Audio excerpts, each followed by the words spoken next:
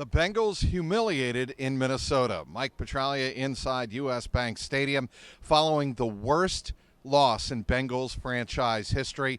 Hard to believe that the Bengals have never lost a game the way they lost here on Sunday. 48-10 was the final score, the 38-point difference, the largest margin by a single point in franchise history, surpassing the four 37-point losses previously in Bengals history. It was as ugly as the score indicated here on Sunday afternoon. It's going to be ugly, as Zach Taylor said after this disaster on Sunday, when you turn the ball over 5 times and the Bengals were unable to create any turnovers against Minnesota. The Bengals put the ball on the ground 5 times. They lost 3 of those 5 fumbles, and Jake Browning threw a pair of interceptions, one of which was returned 87 yards by Isaiah Rodgers for the touchdown that really put the Vikings in command in this game by a score of 14-0.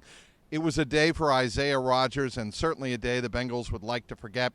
Isaiah Rodgers became the first player in NFL history with 2 forced fumbles and 2 defensive touchdowns in the same game. He also returned a Noah Fant fumble when he punched the ball loose in the second quarter and ran it down the sideline for a 24-3 lead at that time. As a matter of fact, the Bengals committed 3 turnovers inside the 2-minute warning of the first half, giving the Minnesota Vikings a total of 17 points inside the final 2 minutes. Believe it or not, Bengals were down 34-3 at halftime, and it was capped off by a Will Reichard field goal of 62 yards to cap off the first half. It was ugly all around. Really, the Bengals' offense was a big part of the problem, obviously turning the ball over 5 times. The defense allowed a touchdown within the first 2 minutes of this game, committing 3 penalties on the first 2 snaps.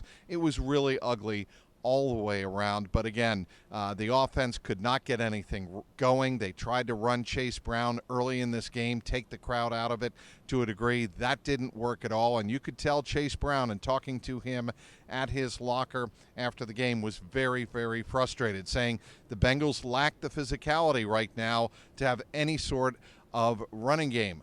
I've got to run harder. We've got to run harder as an offensive group, and we've got to be physical at the point of attack.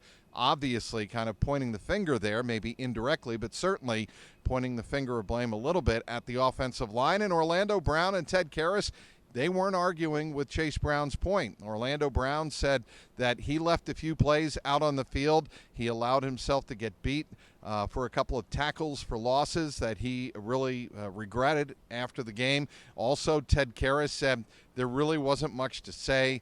This was our worst performance of the season. Granted, it's only been 3 games, but he also admitted we haven't played well as an offense yet this year in 3 games that we've played. That's kind of concerning. Jake Brown this afternoon, he was intercepted twice, as I mentioned. He only completed 18 passes on the day before Brett Rippon came in midway through the fourth quarter and took over. Jake Browning after the game said, look, we have to wash this one away very quickly. We have to sit in this loss, look at the tape, and then get better. We told you what Zach Taylor said. He said, when you turn the ball over 5 times, you're going to get historical issues, and that's what the Bengals faced here this afternoon in Minnesota. They had the worst loss in franchise history, but between the frustration of Chase Brown, who also said, F the people who are going to say what they're going to say, we have to start playing with a chip on our shoulder.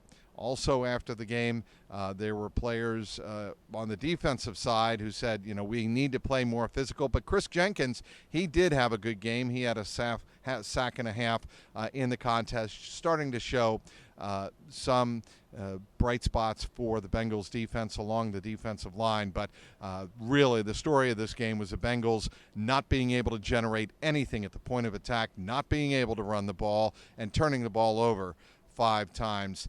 Bengals looked overmatched from the very start of this game, and it showed in every which way as Jordan Mason of the Vikings, he was able to run the ball in the end zone twice. He ran for 116 yards on 16 carries. So the Vikings and Kevin O'Connell, the head coach, had no problem exerting their will here on Sunday. The Bengals were in no position whatsoever to match that effort. They get blown out here on Sunday afternoon by a score of 48-10.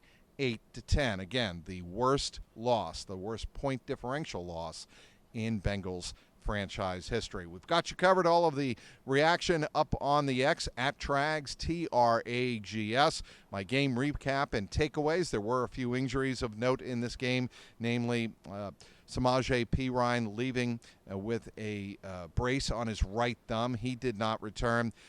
Dalton Reisner suffered a strained right calf, not believed to be too serious, but he didn't play much in the second half at all either. And Noah Fant, he suffered a concussion. He is in concussion protocol and will be day-to-day. But we'll have you covered up on CLNSCincy with a Y.com, all of my takeaways. And, of course, Skinny and I have the Bengals post-game pod. Will expand upon what the heck happened here at U.S. Bank Stadium.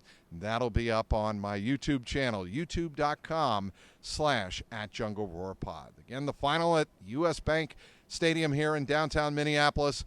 The Bengals get clobbered 48-10 by the Minnesota Vikings. Inside U.S. Bank Stadium, Mike Petraglia, CLNS Media.